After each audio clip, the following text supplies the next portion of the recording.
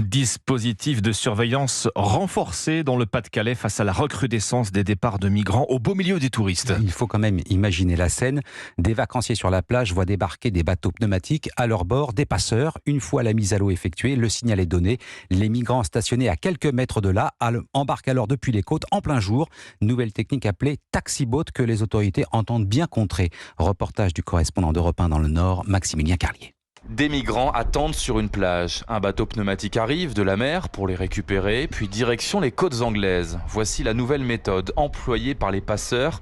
Tout cela sous les yeux médusés des touristes comme René. J'ai vu un gros Zodiac, un noir, un gonflable. Ils ont pris la mer, ils sont partis avec, on avait un tout petit moteur parce qu'ils s'en avançaient pas beaucoup. Puis ils ont quitté le large, ils sont été au large et puis voilà. Ouais, impressionnant. Ouais. Impressionnant mais dramatique, ajoute ce Belge, car ils risquent leur vie pour rejoindre l'Angleterre.